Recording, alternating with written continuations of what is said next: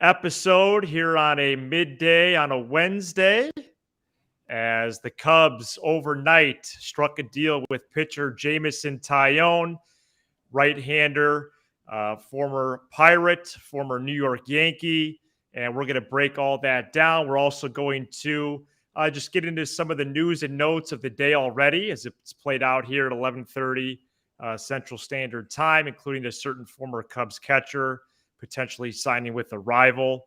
And then we're just going to review and try to preview our plans for the rest of the day. And if the first couple hours in San Diego are any indication, there certainly could be another flurry of activity. Sam, it's good to speak to you here before the PM, and the Cubs with another edition last night. Yeah, and it's funny because when we were doing the live stream last evening, a lot of people were mentioning Taillon, so we ended up breaking him down a little bit.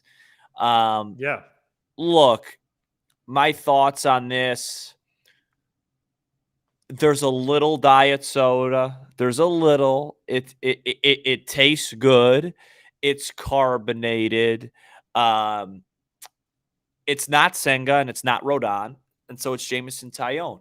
At 4 years, $68 million, at $17 million a year, with the way the pitching market is, considering what Taijuan Walker got, I personally think it's a pretty good deal.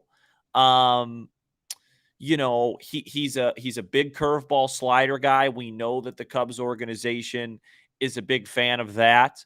And now what really matters with this signing is which and what and if they get one of the shortstops. Because to me, this signing tells me that Xander Bogaerts becomes very unlikely. Because if you're going to run out a lineup or a starting rotation of Jameson Taillon, Marcus Stroman, Justin Steele, and Kyle Hendricks as your main four guys, you have to have an elite middle infield. And Bogaerts is a fine shortstop. I'm not saying he's not, but to me, it makes Swanson and or Correa even more likely.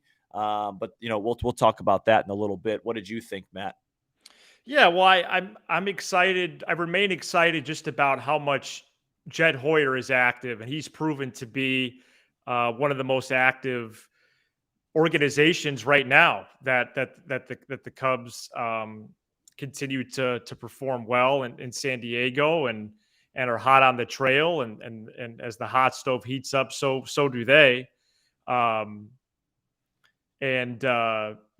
think to add to the rotation like they do was a requirement, and Taillon probably projects as a 2, a 3, or even a 4, but I think it's a necessary add, and he's not necessarily going to blow the doors off with the swing and miss, like you said, but he's been effective in the past. He does have a resume.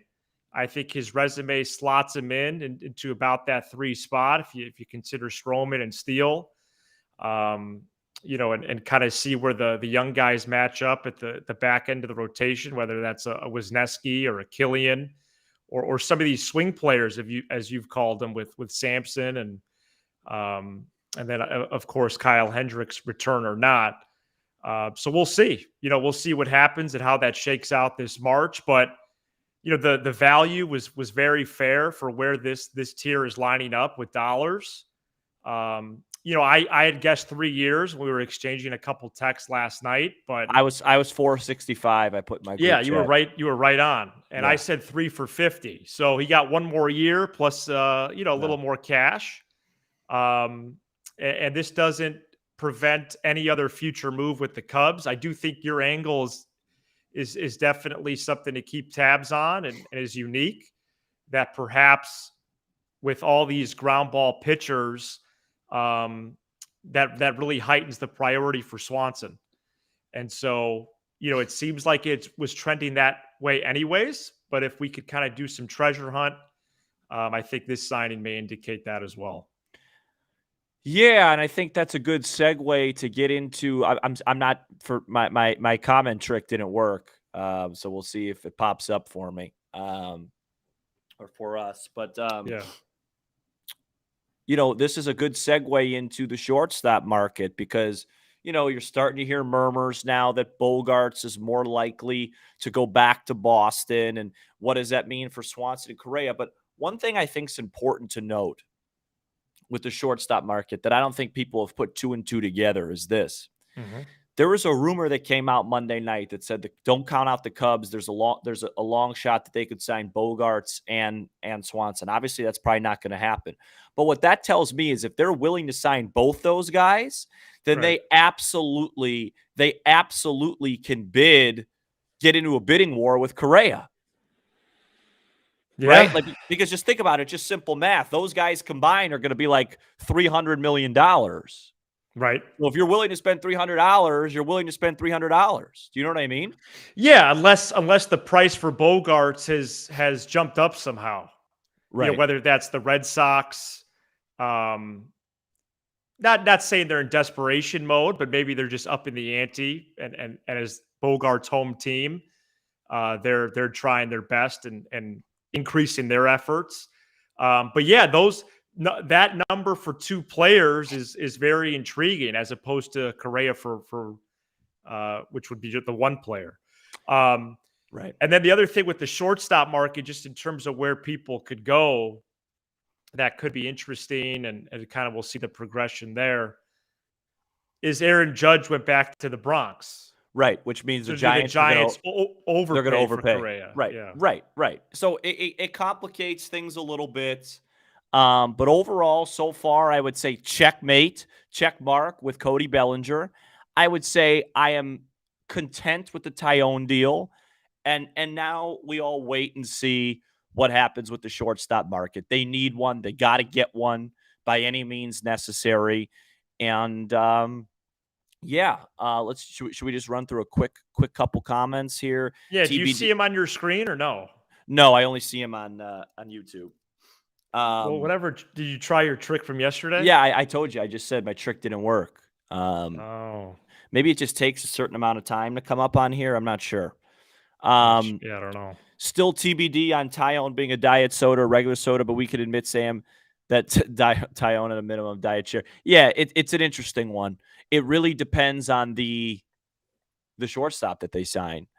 I really like the signing, but it also tells us we aren't getting Rodon or Senga. Yeah, probably not. It'll be really interesting for the Cubs to see. I think there's still a shot at Senga, though. It'll be really interesting to see if they don't get those two guys, what those guys sign for. Mm-hmm. Because, let's say Senga ends up signing 5 years, 100. The Cubs should have made that deal. I think so. The Cubs should have made that deal. Yeah. Or at least been very in on that, which maybe they are. Right. 4 years, 68 for Taillon, 5 years, 100 for Senga. I'm taking the latter all day, every day. Rodon, we'll see what they sign for. But anyways, that's so far so good, guys. So far so good. Do you want to touch on, it's not official yet, hearing a lot of Contreras to the Cardinals. Does that bother you at all? I couldn't care less.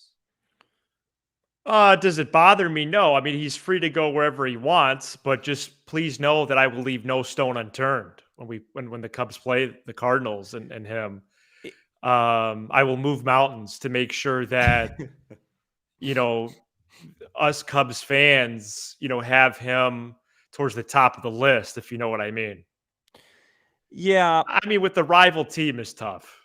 Do you think it's interesting that if they do sign Contreras and he's their primary catcher, they basically are just getting the exact opposite of Yadi Molina, going from elite catcher defense to elite catcher hitting, and going from the worst possible catcher hitting to good catcher hitting, and going from, the best possible catcher defense to a very, very below average defensive catcher and framer. It's kind of interesting. I wonder what that would do for their pitching staff.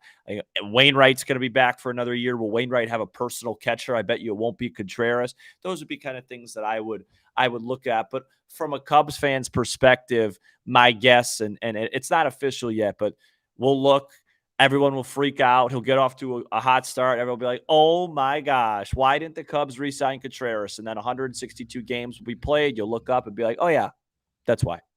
Well, and I think he possibly gets a 4 or 5 year deal if I'm reading the tea leaves or what people are putting out. So I know there was some deflection already from the fan base, like, oh, 4 or 5 years, that's too much. So it's interesting that when push comes to shove, how people react. But yeah, I don't think I'm bothered by it. I'm not surprised just because the Cardinals were linked to him, even while the regular season was still going. So let's see what else the teams in the division do. But I like what the Cubs have done so far. It certainly feels like a shortstop move may happen today. And I'm not going to be one to predict, but I know they're still in the Correa mix and Swanson and Bogarts, and there's as dominoes continue to fall. I think what Jeff Passan said last week about a flurry of action or flurry of activity or chaos. I think we're just going to continue to see that each day here. And regardless of what the Cubs do, the Cardinals are going to be the favorites of the division this year. The Cubs' job is to put together a really competitive team and to be in the hunt as the year progresses. I mean, the Cardinals are going to be the favorites, but what does look pretty clear is the Cubs are going to be number 2, especially if they go get a shortstop. So all eyes now turn to the number 6 position on the field. I don't think anything else gets done until that gets done, and hopefully it does. It's going to be between Dansby Swanson, Xander Bogaerts, and Carlos Correa. Originally, before this all started, I said Correa to the Cubs. That's happening. I have now pivoted to saying that I think it's more likely that it's Swanson, but one of those two guys I'm good with. I never have really believed the Bogaerts hype. That's more been you and your radio hosts that you like to listen to. But that's also possible. So we'll see. Why don't we touch very quickly on the greatest play-by-play radio announcer in the history of sports, just real quickly, and then we can move on because we're going to probably be live later this evening at 11:55. Yeah, so breaking the last hour, Pat Hughes, radio play-by-play man for the Chicago National League Ball Club, was named the 2023 Ford C. Frick Award winner. That's means that Pat Hughes is officially a baseball Hall of Famer. And so congratulations to him. Well-deserved. Many accolades along the years for Pat, but not the Hall of Fame. He was inducted into the newer Cubs Hall of Fame this past year, but now he's in the baseball HOF in Cooperstown. So that's very exciting. I got a text from a good friend last night after the Taillon signing.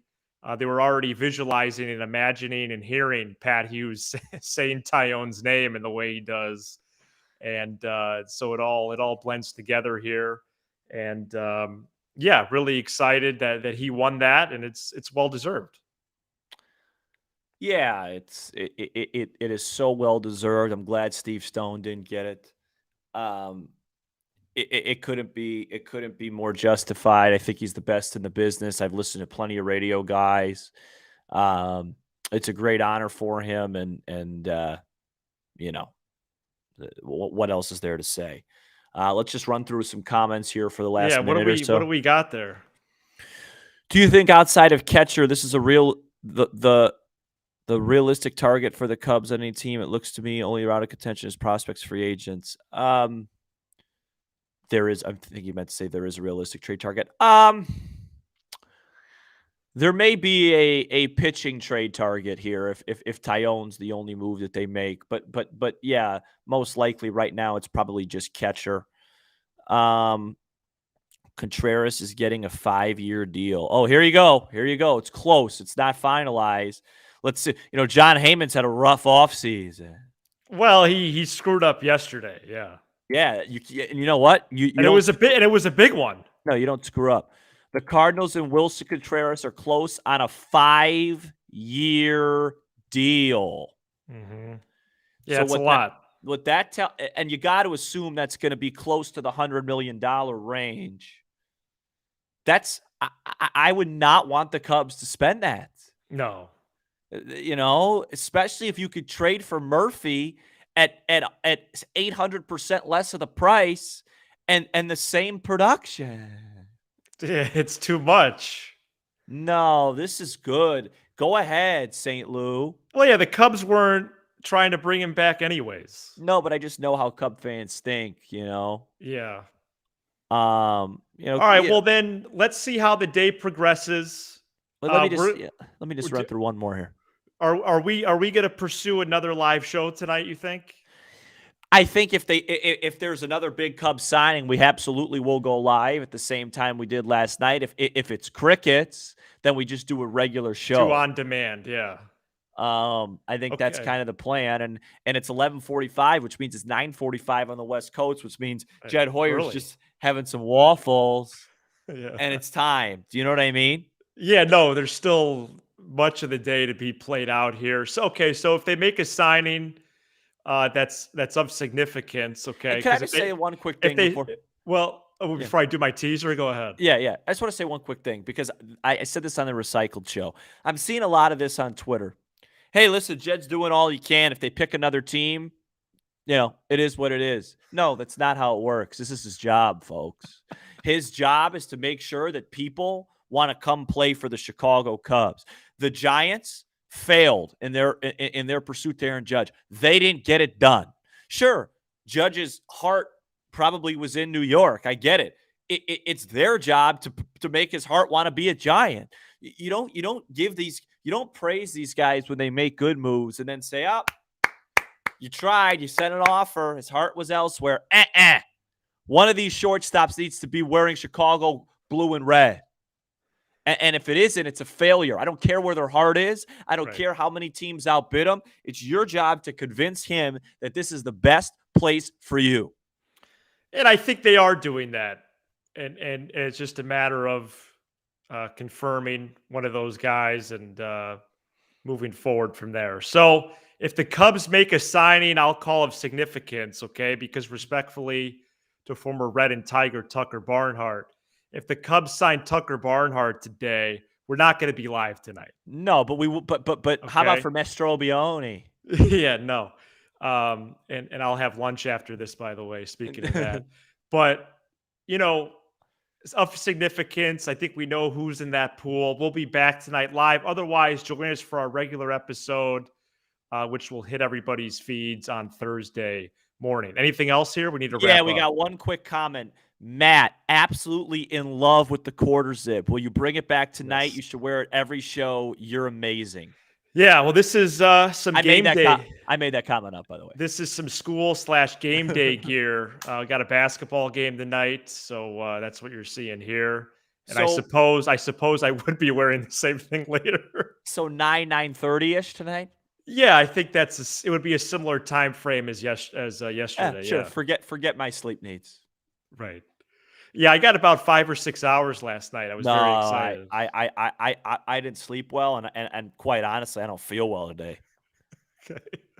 All right, everybody. Thanks for joining us. Over 80 people in right now. Thank you so much. We're very grateful. And stick with us here all winter meetings long and all offseason long and beyond on Locked On Cubs. For Sam Olber, I'm Matt Cozy.